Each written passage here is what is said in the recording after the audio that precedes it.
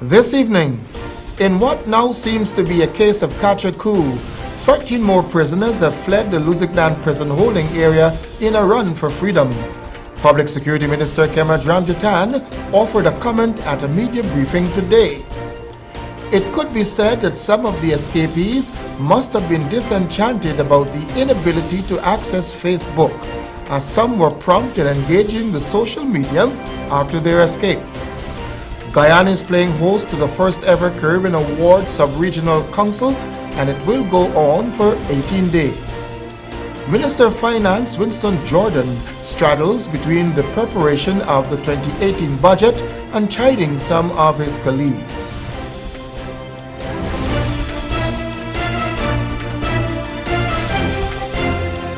From Safe TV headquarters in South Granville Gardens, this is Safe TV Headline News with Basil Bradshaw. Headline News is now being streamed live on our YouTube channel as well as ch2headlinenews.com. Join us. Another prison break and more dangerous criminals are on the loose following part 2 of the Guyana jailbreak series at Lusignan last night. And again, Public Security Minister Kemad Ramjatan was called into action. Since the July 9th prison fire, our country has been going through trying times. After another painful and unfortunate development at Lusignan last night, we have suffered another setback.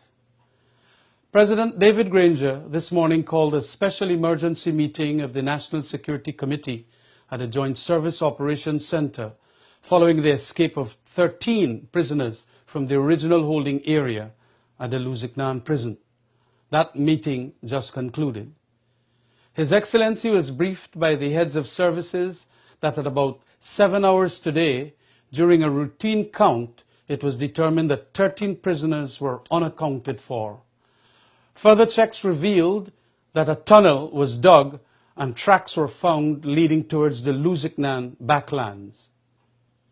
The massive joint services operations, codenamed Clean Sweep, has been intensified to recapture these 13 fugitives, plus the other 4 who escaped from the Camp Street prison. There are 17 fugitives at large, and I ask for your full cooperation in their recapture. Wanted bulletins have been issued, and the harboring of these criminals is a serious offense, and anyone found to be assisting them will be dealt with to the fullest extent of the law. There will be increased joint services presence on the East Coast and East Bank Demerara corridors, inclusive of roadblocks and security checks. This may result in some inconvenience to the public. We ask for your patience at this time.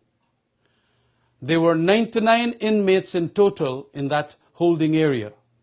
The remaining 86 will be transferred today to the brick prison at Camp Street, which has been sufficiently completed to securely hold these prisoners.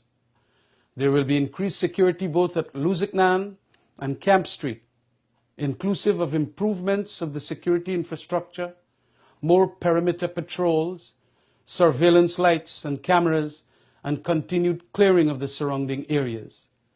There will also be increased security checks on all prisoners throughout the day. Once again, we apologize to the public for the inconvenience which this massive joint services manhunt will result in. The security services are utilizing every means and resource at their disposal to recapture the fugitives. This relentless pursuit and unrelenting effort will stop at nothing until every single one of these fugitives is captured. I urge you again to report all relevant information to the police, and this will be treated with the strictest confidentiality. Thank you. In the wake of another prison break last night, this time 13 prisoners escaping from the Lusignan holding area, many questions have been asked again. This time the questions are more pertinent because this is an incident that should not have happened, coming on the heels of another jailbreak that happened previously at the Camp Street prison. Our man on the issue is Wendell Jeffrey, and he went to a press conference that was hosted by the Minister of Public Security, Minister Kemad Ramjatan, along with the Minister of Infrastructure, Minister David Patterson, and he has been able to gather a whole lot from that very important press briefing. Welcome, Mr. Wendell. Thank you Jeffrey. so much. Thank you so and, much. obviously, the question here is, what did the minister say now about that jailbreak that really should not have happened? Well, he said he said he takes responsibility. He says he takes full responsibility for what has happened, and he also said that he's very embarrassed by what has happened. A question was asked whether or not he thinks that he should resign or so on. He said, or he should fire anyone. He said now is not the time to be dealing with that. And he went on to say a time will come for that. But right now, they're just trying to keep everybody on board to move them forward. So in essence, he has accepted responsibility. I'm quite certain too that maybe the chief at the prison service might accept some form of responsibility as well, but they do not think that it is time that any of them should move on. Right, the blame But the question here too is, how did they manage, that's the prisoners, to get hold of these foreign objects that should not have been in the prison? Well, what the minister, the director said is that a phone is now going at $10,000 if you can get a phone in the prison. So it's a lucrative business. And what he went on to say is that the lesser prisons, they call them those who are not real boys, would use the orifice to hide the phones when there is a search or to get it into the prison. And then they will take it out and give it to the real boys. So those who are not real boys would hide it in the orifice. But what they find happening now is even the real boys are doing it.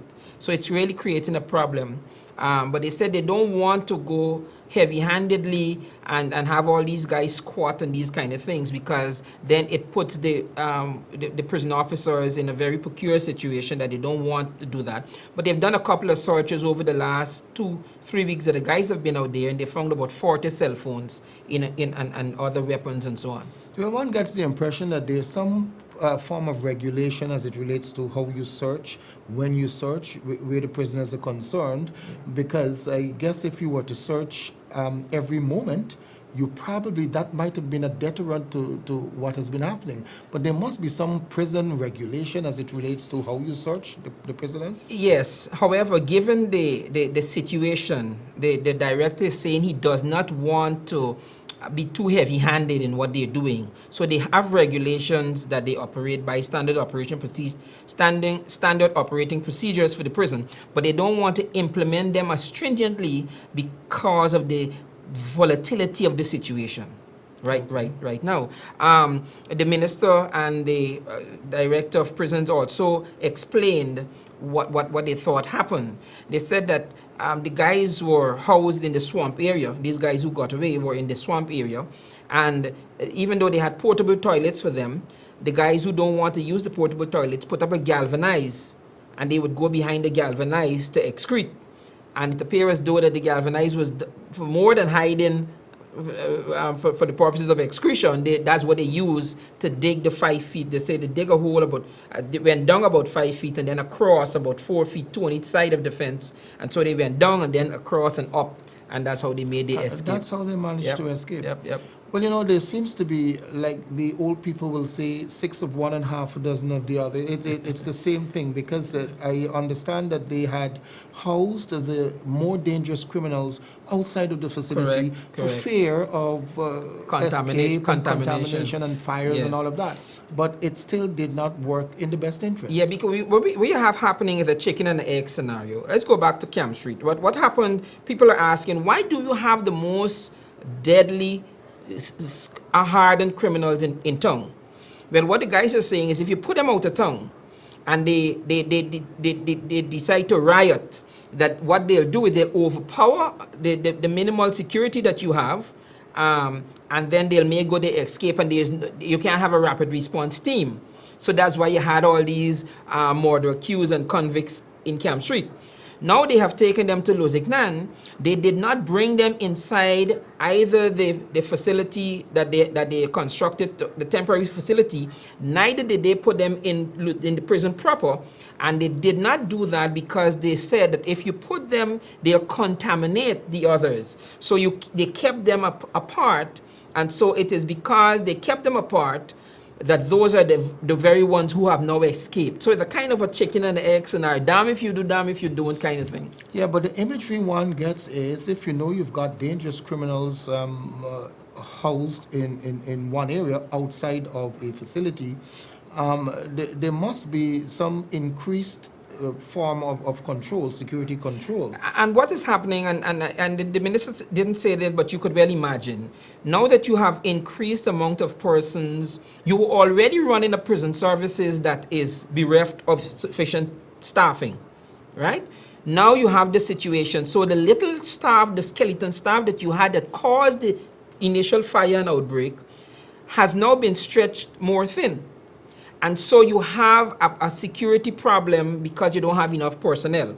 But what the guys are saying is that the break probably took place around 1:32 this morning when there were reports of heavy shower. So even though they have outposts, they have they have outposts, security, and towers, the guys, in fact, from the described location, the guys would have tunneled out maybe just under one of the towers, one of the lookout towers. Okay. Because it was right on one of the corners.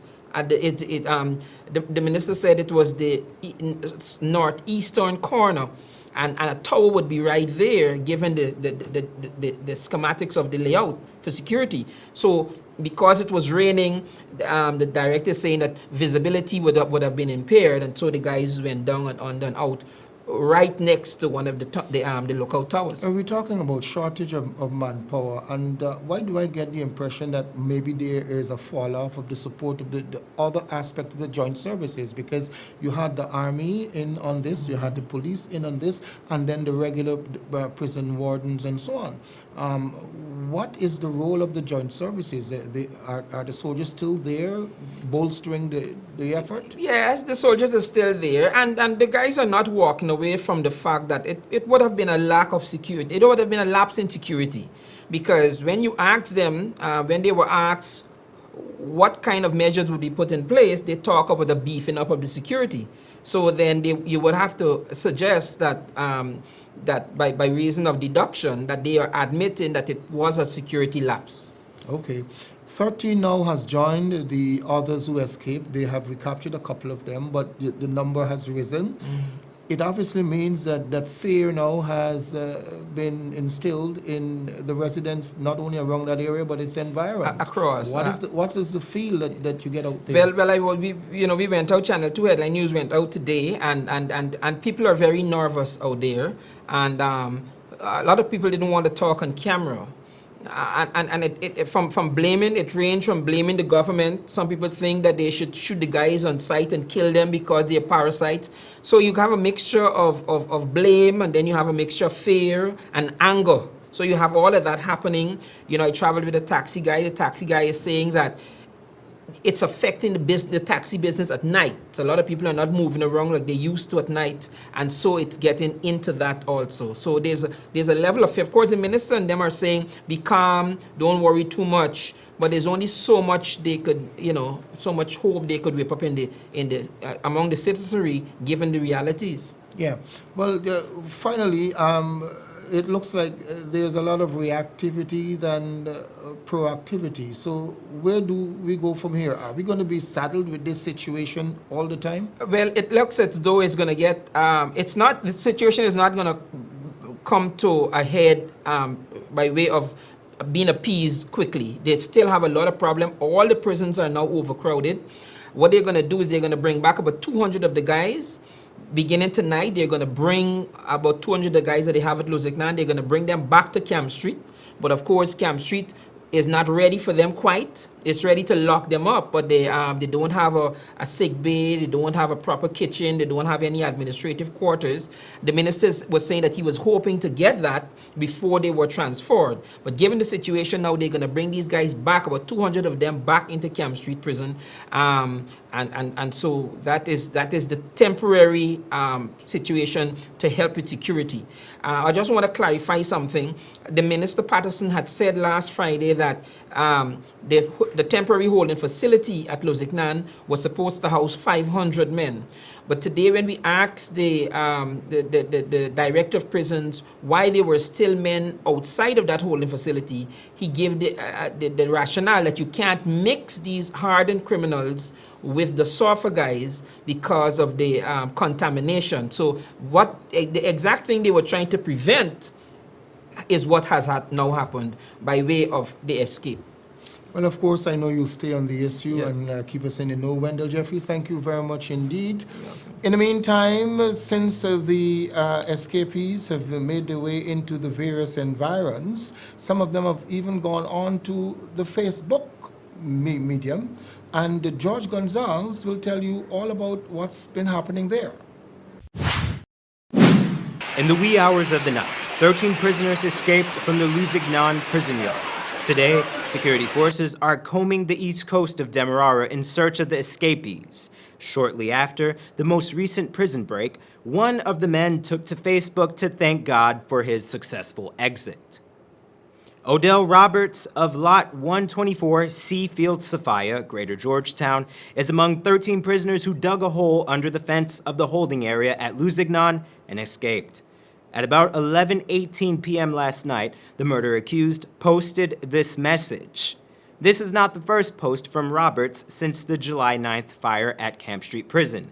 It would seem that since the fire at Camp Street, he has been very active on Facebook. Several days ago, Roberts posted a video from inside of the Lusignan holding area.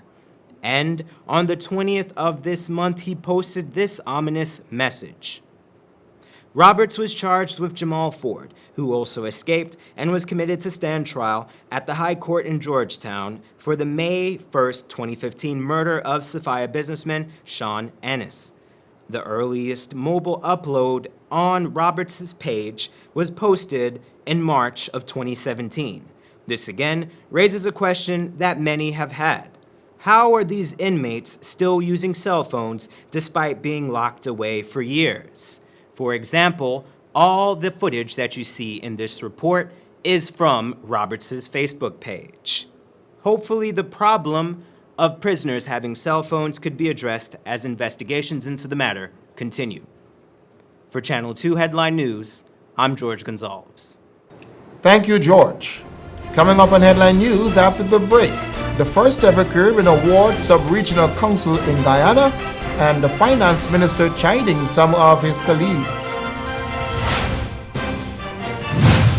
Sometimes there's just too much information to keep up with when you're pregnant. What you should and should not eat, what kind of exercise is right for you, how to handle mood changes, even how to determine when it's time for delivery. Don't let your pregnancy be a burden. Watch The Baby Story on Safe TV Channel 2 every weekday from 9 a.m. to 10 a.m. Now you can know all you need to know from conception to delivery when you watch The Baby Story on Safe TV Channel 2. Welcome to Kissoon's Furniture. Find everything you need for your home and more under one roof in our newly decorated showroom. Our locally crafted furniture has been perfected over the last 60 years. From our hands to your home, we also bring to you our newly introduced lines of imported furniture and sleep center, where you can find a wide range of beds and mattresses. Kissoon's Furniture, furnishing homes for over 60 years.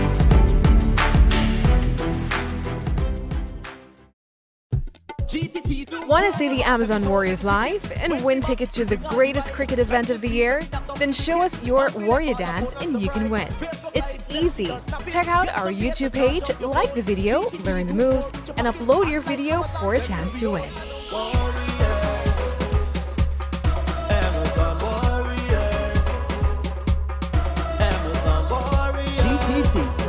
sponsors of the Guyana Amazon Warriors. GTT, do more. Clearance is having a massive blowout store-wide sale for 4 days, from the 26th to the 29th of July. So here's the deal. Shop any item and get the other at half price, or get 25% off any item store-wide. I'm talking ladies' jeans, dresses, tops. And for the fellas this summer, I'm talking jeans, jerseys, flip-flops, sneakers, everything you need to give you that sizzling summer look. So make your way down to clearance. We've got all your camouflage gear for both ladies and gents. Remember, this massive store-wide blowout sale happens for 4 days, from the 26th to the 29th of July, right here at Clearance. Always keeping you in style.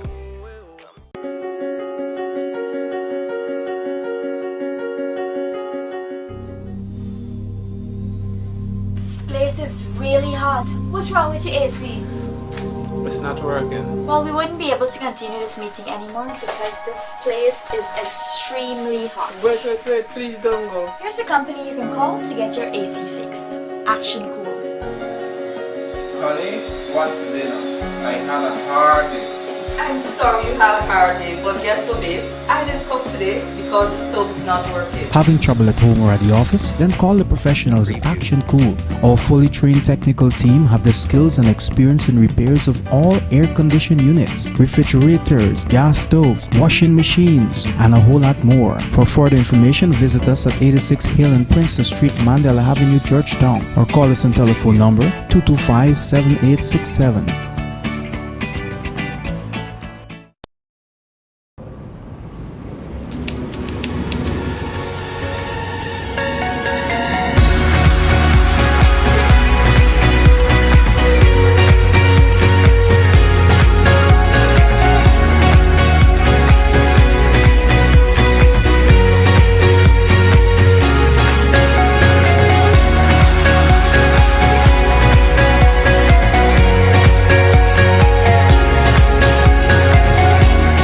Styles, simply different. Need a ride around town and beyond? Look no further than Oasis Ride taxi service. With affordable prices and some of the best drivers in the business, we've been delivering prompt and reliable service to Guyana for over 16 years. We also offer tours, chauffeur service, and even car rentals. You can call us at 231-5554 or 225-5496. For deals, specials, and more information, find our page on Facebook, Oasis Ride Taxi Service. Let's go. Seems like people will try just about anything to lose weight these days. But nothing works better than proper dieting and exercise. So if you're guilty of eating the wrong foods, not finding time to exercise, or can't afford a gym, join Safe TV Channel 2 for Body and Spirit. Aerobics workout with Dick Nunez. Hello, I'm Dick Nunez. Welcome to Body and Spirit Aerobics. Weekday mornings from 7 a.m. to 7:30 a.m.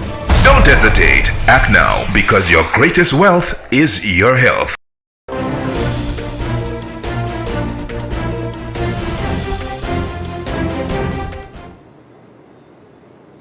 The first ever Caribbean Award Sub-Regional Council is now happening in Guyana for an 18-day period.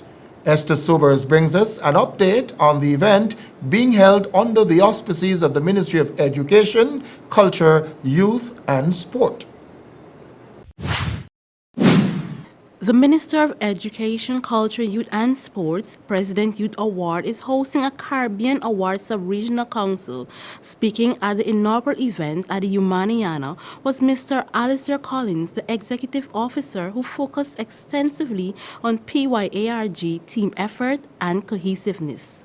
On your expedition, and what you're here to do is that you must be able to hold each other's hands, and even as we as a cast family, we pull each other. The weakest one, the strong one, would be able to pull each other up and not condemn and criticize each other. We must remember that we're all brothers and sisters in this fight for perfection. The event was graced with poetry from Esther Collins, a dance from the Nitrigit Dance Troupe, meditation from Raj Yoga, among many other items showcasing Guyana's cultural diversity. This is neither religion nor theology, but the essence of spirituality. Graciously bestow a pair of heavenly wings unto each of these veterans. Firstly, connect to your divine self.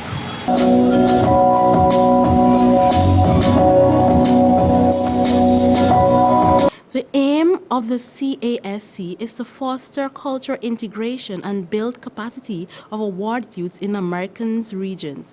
The council is made up of 21 countries. Deron Smith from the Bahamas, a participant of Duke of Edinburgh Awards, engaged the audience with an inspirational message. We have to understand our place in the world as it's an opportunity for us, it's a blank canvas for us to affect some change, to make a difference. And that is a personal walk and a spiritual walk. And we have to allow what we feel from our spirit. The CASC 2017, which commenced on July 22nd, will last for 18 days until August 8th. I'm Esther Sobers reporting for Channel 2 Headline News. Thanks, Esther. Today, the Ministry of Finance hosted a Budget 2018 preparation and sensitization session at the Marriott Hotel. Before going into his speech today, Minister of Finance Winston Jordan had a strong rebuke of his colleagues. George Gonzalez tells us more. Constantly make this observation. Why can't we get our events started on time? This morning, the Ministry of Finance held a Budget 2018 sensitization meeting. The meeting was intended to familiarize various ministers, permanent secretaries, and other heads of government with the various aspects of Budget 2018. Before delivering his intended address, Minister of Finance Winston Jordan rebuked a bad habit of many citizens of Guyana: lateness. Minister Jordan believes that in terms of being on time, the leaders of the government must take the lead. This is a disaster for our country, that we cannot observe time. We don't have the discipline to be on time and to get anything done on time. And we are supposed to be the leaders. What do we expect of people who we supposedly have to lead? Minister Jordan takes his criticism further as he considers tardiness to be one of the main stumbling blocks of this nation. Because I've seen the President arrive and waiting on people to arrive. One word of, we will never be a society ready to deal with oil and gas and whatever else if we persist in this laissez-faire, lackadaisical approach to our daily living. For Channel 2 Headline News, I'm George Gonzalez. Thanks again, George. Still ahead, Guyana's extractive resources seemingly in good hands, and the weather report. Sometimes there's just too much information to keep up with when you're pregnant. What you should and should not eat, what kind of exercise is right for you, how to handle mood changes, even how to determine when it's time for delivery. Don't let your pregnancy be a burden. Watch The Baby Story on Safe TV Channel 2 every weekday from 9 a.m. to 10 a.m. Now you can know all you need to know from conception to delivery when you watch The Baby Story on Safe TV Channel 2. Need a ride around town and beyond? Look no further than Oasis Ride Taxi Service. With affordable prices and some of the best drivers in the business, we've been delivering prompt and reliable service to Guyana for over 16 years. We also offer tours, chauffeur service, and even car rentals. You can call us at 231-5554 or 225-5496. For deals, specials, and more information, find our page on Facebook. Oasis Ride Taxi Service. Let's go. Want to see the Amazon Warriors live and win tickets to the greatest cricket event of the year? Then show us your Warrior dance and you can win. It's easy. Check out our YouTube page, like the video, learn the moves, and upload your video for a chance to win.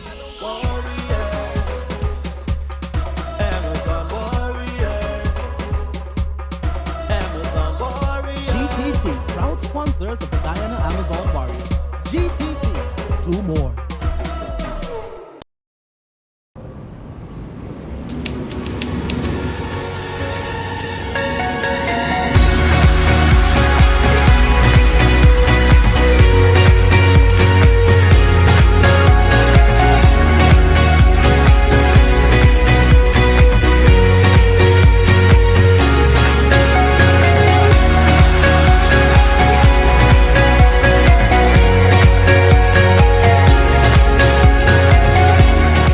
styles, simply different.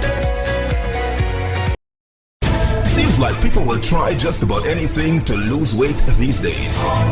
But nothing works better than proper dieting and exercise. So if you're guilty of eating the wrong foods, not finding time to exercise, or can't afford a gym, join Safe TV Channel 2 for Body and Spirit. Aerobics workout with Dick Nunez. Hello, I'm Dick Nunez. Welcome to Body and Spirit Aerobics. Weekday mornings from 7 a.m. to 7:30 a.m. Don't hesitate. Act now, because your greatest wealth is your health.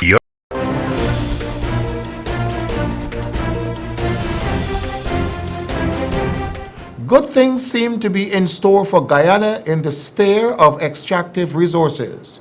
This optimism has been gathered from the staging of the first outreach in the mining town of Linden. Let's hear more from Esther Sobers. Guyana Extractive Industry Transparency Initiative, GUYATI, held its first public outreach in Linden, which was held recently. Speaking at the outreach was coordinator of GUYATI, Dr. Jack Dopat, who sensitized the public on the nature of GUYATI's candidacy, among other things. First of the sign-up steps is for the government of Guyana to commit or make a public announcement of its commitment to implement the EITI standard here in Guyana. This was done in 2010 under the previous administration. Mr. Jagdopat further listed the 5 sign-up steps in the application process, noting that Guyana has already fulfilled 4 of the 5 application process. These are the 5 sign-up steps that they have in the 2016 standard. So they merged the company engagement and civil society in the previous one. Now they have it separated, so that becomes 5. And instead of that, they had government commitment split into 2 parts. Civil society member Mijuma Nelson explained why GUYATI is important on the civil society perspective. I think transparency in the mining industry, because we're coming here now, we're talking to Linden, and the industry that really is going to benefit you is going to be mining, whether bauxite and others in the future, but mining for now. Natural resources belong to all Guyanese. We're all citizens of this country, and we were birthed into this country, and all the resources. The EITI is a global standard that promotes transparency and accountability in the management of a country's extractive resources by addressing the key governance issues. There are 52 countries with membership that adhere to the standards. I'm Esther Sobers, reporting for Channel 2 Headline News. Good to go, Esther. Stay tuned now for this evening's weather report.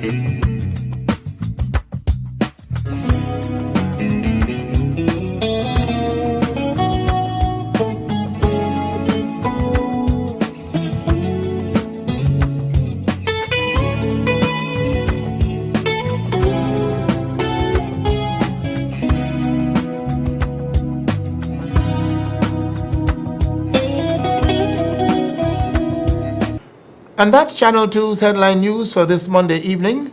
As we take our leave, we invite you to find the Channel 2 headline news on Facebook, YouTube, and ch2headlinenews.com. Tune in at 6:30 tomorrow also for a rebroadcast. Until then, I'm Basil Bradshaw signing out from this newscast.